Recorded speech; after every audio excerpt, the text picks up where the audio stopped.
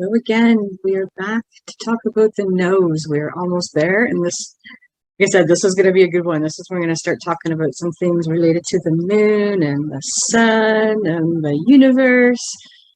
It's going to be interesting. All right. So this is where I think you want to kind of go with this a little bit too. So breathing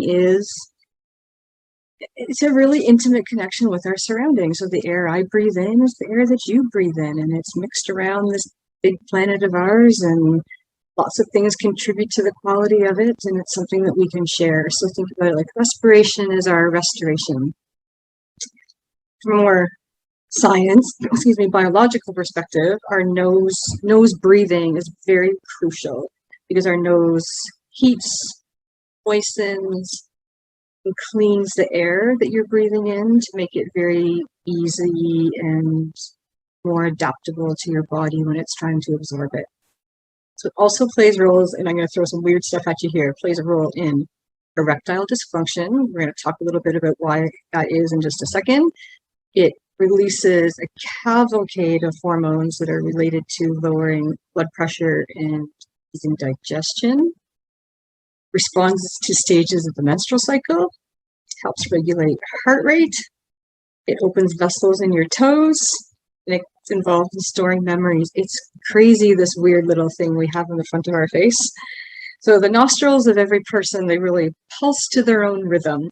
So they're open and closed like flowers in response to our moods, to our mental states, and to the sun and the moon, like I said before. So we're going to talk about that a little bit. So this is about nasal cycling. I had no idea this was ever a thing. And this is what caught me in that podcast when they started talking about this. I was like, oh, this is interesting. So what happens is one nostril opens to allow air in and the other softly closes.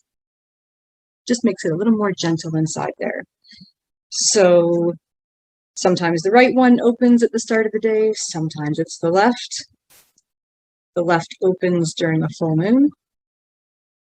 I have no idea why, but your rhythms are the same every month.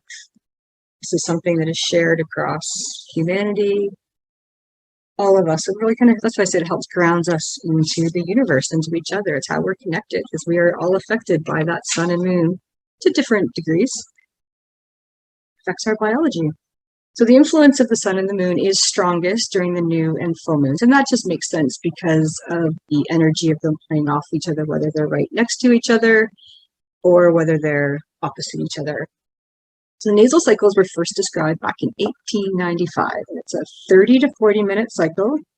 One side becomes kind of closed, like I said, congested is how it closes off, while the other side stays open.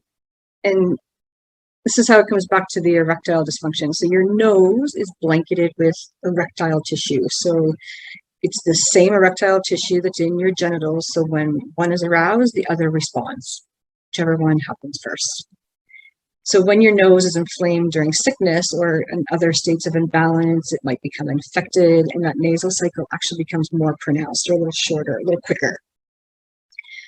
So your nasal cavities are kind of like your HVAC system. So they're controlling temperature, blood pressure, they're feeding chemicals to your brain that help alter your mood, your emotions, and your sleep states. And think about it like this. The right nostril is like the gas pedal. So when you're inhaling through your right nostril, your circulation is going to speed up, your body gets warmer, blood pressure, your heart rate are going to increase. It activates that sympathetic nervous system, your fight or flight response. Fight or flight. I said that. Okay. Then it feeds more blood into the left side of your brain, which is responsible for logical decisions, language, computing. You need those sharp skills. You flip it, left nostril, when you're breathing in through there, is more like brake pedal, or deeply connected to the parasympathetic nervous system, so your rest and relaxed system. Lowers your temperature and your blood pressure, helps reduce anxiety. It shifts the blood flow to the right side of your brain, which is for creative thought, mental abstractions, and emotions. And like everything, our bodies always work best when they're in balance or in homeostasis. And that balance is influenced by our nasal cycle. So you can play around with this one. Again, you can Google, search, whatever you want to do, alternate nostril breathing. You're going to find dozens of different techniques, but I'll take you through a little bit of one right now. So if you place your index finger over your left nostril, so it's just easier to kind of come around like this. So you're going to inhale and exhale through your right nostril only. Might feel a little bit of resistance on that left side until you get used to it. And if you do this after a meal, it's going to help heat up your body and help aid your digestion. Kind of neat, eh? Opposite, if you switch, the nostrils might be shaped a little differently, so the effect of getting it plugged might be a little different. But if you breathe through your left nostril before a meal when you want to relax, remember that gas on the right, brake on the left. And the effects are limited. So it's because, it's a short cycle, right? We said it was 30 to 40 minutes. So you can just create an automatic or a pretty immediate effect in your body right away if you so desire. So just let those erectile tissues in there do their flexing and do their thing. Okay, let's talk a little bit about what happens when air comes into your nose.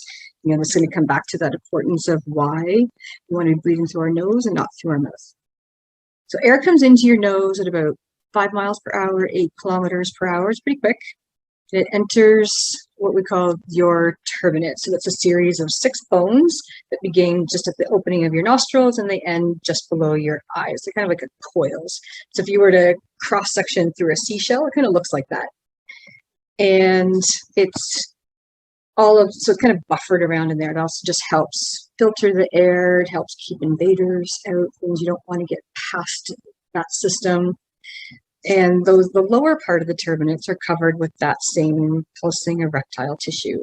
And you've probably heard of this, your mucous membranes, that helps moisten and add warmth to the air that you're breathing in, because it's pretty cold when it's coming in from the outside, and you think that your inside temperature is 36 degrees Celsius.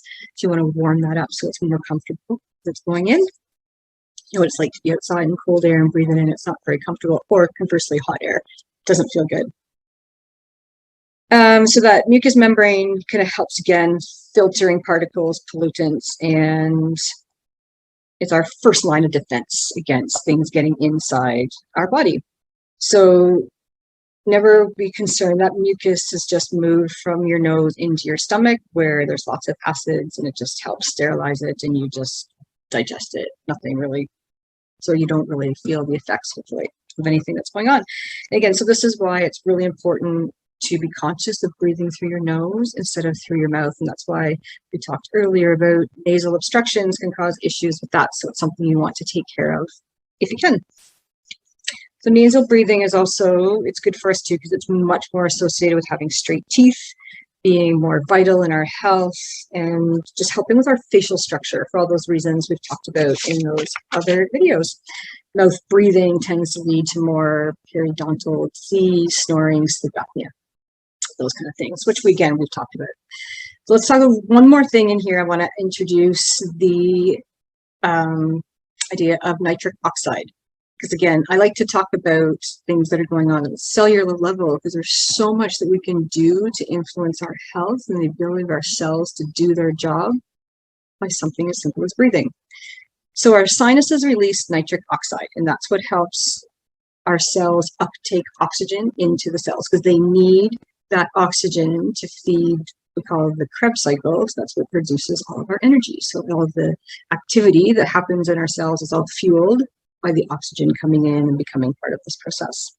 So really important for our immune function, circulation, and I'm not going to throw this in any of my promotions very much maybe for this, but it's one of the things that influences our ability to lose weight. And we're going to talk about that in another section as well too, but breathing is one of those things that is going to help you, because I know lots of us are interested in this. Breathing is how we lose weight. It's not about sweating it out or excreting it any other way. We get rid of it through here. Food for thought, eh? And this is how Viagra works. So Viagra works by releasing nitric oxide into the bloodstream, which opens the capillaries in the area that need to be opened. So they were blocked. So when you are breathing through your nose versus through your mouth, you can absorb 18% more oxygen. And it's one of those things. It's like when we talk about working out our muscles, use it or lose it. So if you are not using your nose, so if you're breathing through your mouth, you're losing, it's just the skills, the ability are going to atrophy over time, and it's going to be harder to bounce back from it. So again, really simple on this one again too. This stuff isn't actually super complicated, and it's just about breathing through that nose, that nice little thing on the front of your face. All right, we got one more left to do, and I will see you